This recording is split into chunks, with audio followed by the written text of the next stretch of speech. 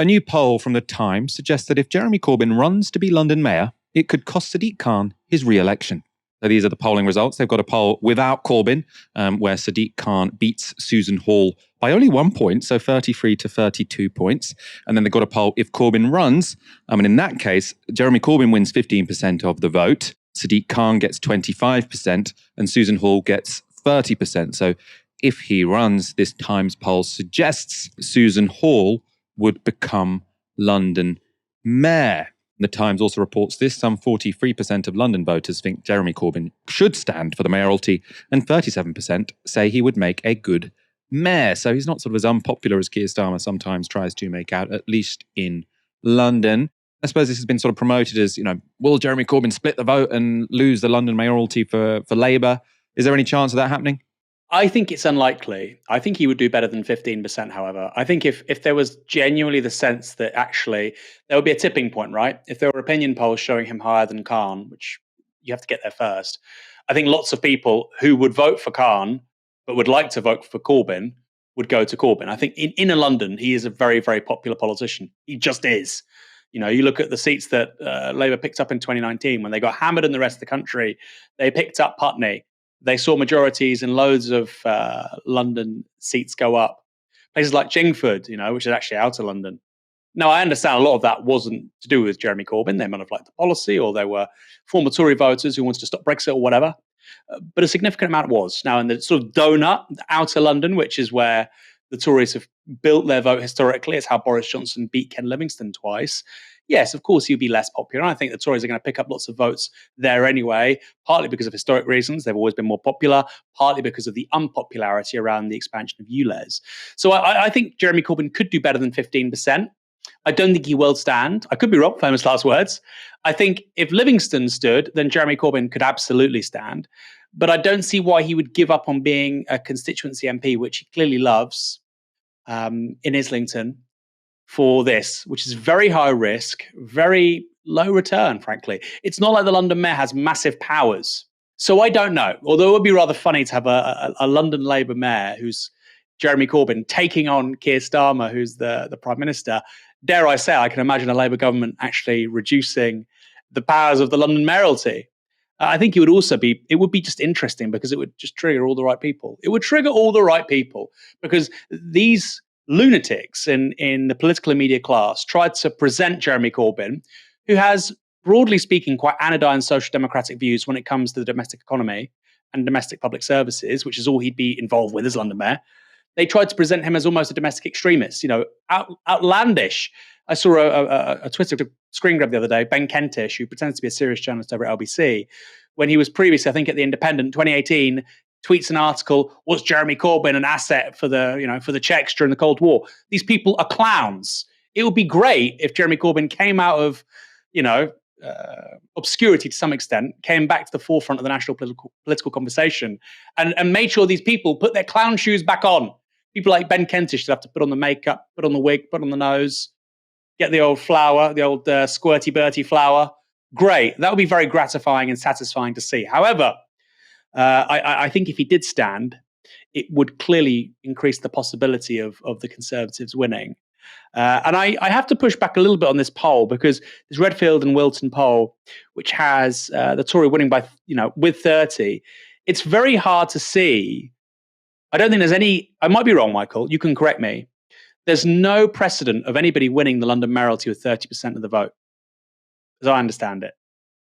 Obviously, now I know that's because we've had additional voting over several rounds, but that's less than a third of the vote. To win, I mean, that's very rare in constituencies. Now, the reason why she'd win on that is because the Greens would get 15%, Corbyn would get 15%, and the Lib Dems would get 15%. I just don't think that would happen. I think actually Sadiq Khan would have to try and squeeze those. That's 45% he would have to be looking at Lib Dems, Green, Corbyn to make up 5% of the Tories. I think he would be able to do that. From 45%, you need 5 to 6%. I think he could do that.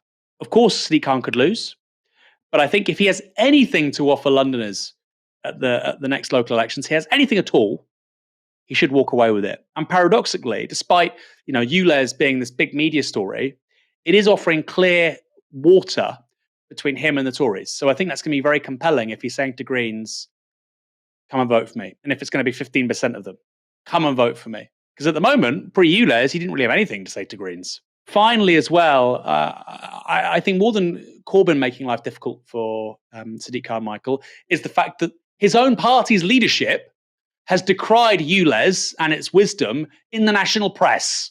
And I think that makes Sadiq Khan's life more difficult than anything else right now. The fact that he's going to go into the next London elections, he has to defend a policy to the London electorate, which his own party leader has basically mocked and pilloried. Completely needless, completely pointless. The Tories don't do that, by the way. You would never have a national Tory leader attack a successful mayor in London or any city. It doesn't happen. Because the Labour right is so factional, it's kind of inevitable. So I think that is the major reason for Khan suffering at the moment. But I think Corbyn or no Corbyn, he should win. But this is a rather funny thing anyway. I think Jeremy's not saying anything because he likes to wind certain people in the media up and he's having a good giggle. Yeah, no, I think that's probably a correct analysis of Jeremy Corbyn's thinking. If I were a betting person, I would say he is going to stand as an independent in Islington North. He'd have a good chance of winning there. I don't think he would risk the London mayoralty because, the chance of winning that are smaller than winning in Islington North, and there's also a bigger chance of splitting the vote. I want to focus on this poll without Corbyn because I think actually that's the sort of more startling element of this poll, which is quite how close it would be, even if Corbyn doesn't stand. If you look at this, Sadiq Khan on 33%, Susan Hall on 32%. And then the big problem, of course, for Khan is that you've got the Lib Dems on 16%, the Greens on 9%. So the progressive vote is massively split and the Conservative vote isn't. So you've got the Conservatives on 32% and then Reform on only 4%. And I think what this is showing is precisely why the Conservatives got rid of second preference voting when it came to mayoral elections. Obviously, if you voted in a mayoral election in the past couple of decades, you will know you have second preference voting. So if you really wanted the Greens to be, to get the mayoralty, but you really didn't want the Tories to get the mayoralty, you'd do Greens first, Labour second, and then if your candidate, if the Greens weren't in the top two, then your vote would go to Labour, right? And that is how Labour have sort of won comfortable majorities. Well, I suppose actually Boris Johnson won for a while, didn't he? But when Labour have won, that has helped them, those second preference voting. And absolutely, if second preference voting was still in place, Sadiq Khan would just storm home with this, right? Because you can guarantee pretty much that the majority of Lib Dems in London and the majority of Greens are going to have Sadiq Khan as their second preference because he's not a particularly scary Labour politician if you're sort of a liberal. And one would imagine that sort of London Lib Dems are going to be fairly Remainy. The Conservative candidate is fairly Brexity. So he would storm away with this, essentially. And that's, I think, the only reason why the Conservatives completely changed the rule of the game and made it first past the post. So now Tory candidates, across the country really, can win on sort of polling around 30%. It is going to be possible. And I think that's just incredibly cynical, incredibly undemocratic. Because one thing that's quite nice actually about sort of mayoral elections is you could take a risk on a sort of outsider candidate. You could have the confidence to do that, knowing that you weren't going to let in a right winger. And that element of democracy, which is obviously more democratic than the alternative, the Tories couldn't handle because they wanted a chance of getting in on 30% because the progressive vote is more often split than the right wing vote. I suppose when UKIP and the Tories were around, somewhat different, but now at least, and especially sort of in inner cities, one could say, actually in inner cities, it's especially going to be the progressive vote that's split because the UKIP thing is more elsewhere in less urban areas.